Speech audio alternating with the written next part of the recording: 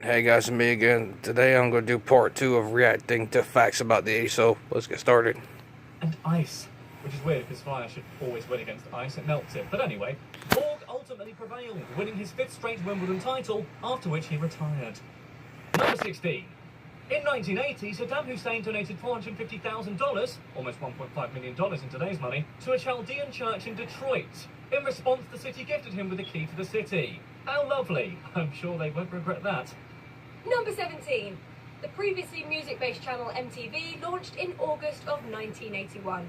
The first video ever played on the funky fresh new channel was Video Killed the Radio Star, which is a good British song for good British people. Should be on national anthem. I love it. Killed the radio star.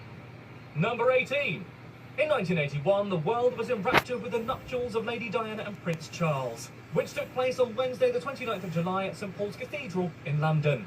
Called the Wedding of the Century, the event was attended by royals from all over the world, as well as head of states and other dignitaries, as well as family members. TV coverage of the wedding was watched by an incredible 750 million people. Wow, I think the only other wedding that beats that is probably between Ross and Rachel. Number 19. 1981 was the 3rd year running in which the US city of Miami set a record for the highest number of murders. That year, 621 people were murdered, half of which were drug-related. There's a reason why Grand Theft Auto Vice City was based in the place. The trend was so extreme that the Dade County Medical Examiner's Office was forced to rent out a refrigerated trailer from Burger King to deal with the sheer amount of bodies. Oh my god, I hope they cleaned up afterwards. Number 20. In March of 1981, the 40th POTUS, Ronald Reagan, was almost assassinated outside the Washington Hilton Hotel. The perpetrator, John W. Hinckley Jr., fired 6 shots, all of which missed Reagan. Hinckley was found not guilty by reason of insanity after it emerged he was carrying out the shooting in an attempt to impress actress Jodie Foster, with whom he was obsessed. I mean, some people say I'm obsessed with Jennifer Lawrence, but I wouldn't assassinate a US president for her. Probably. Number 21.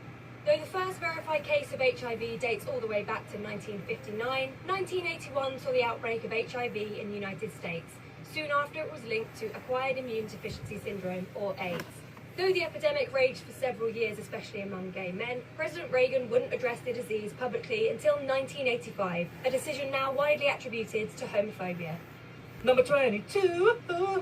In 1981, an American couple sued the Australian hard rock band AC/DC for $250,000. You should have voted earlier in a poll up above for the reason why, but now I'm going to tell you.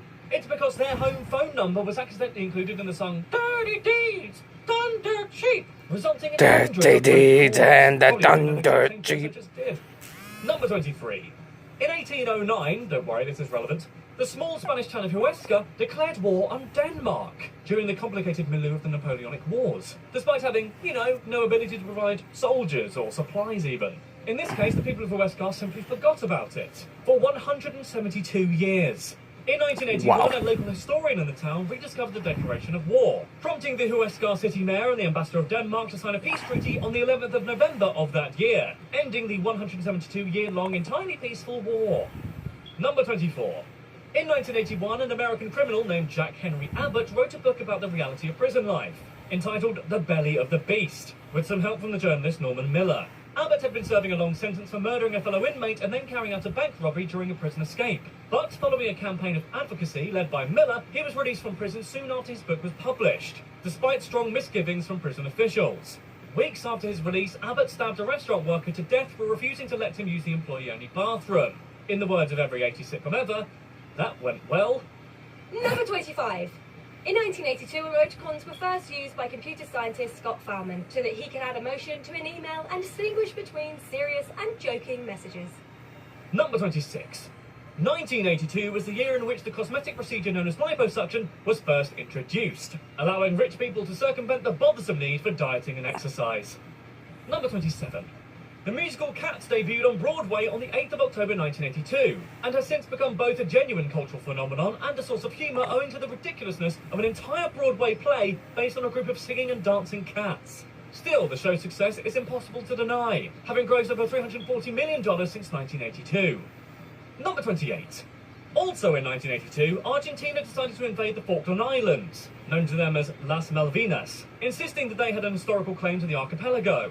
The UK responded by sending a large military task force to the islands, which were liberated from the Argentine control after 2 months of fighting. Argentina has since added its claim to the island to its constitution. Number 29. USA Today first appeared in newsstands in 1982, notable as America's very first nationwide newspaper.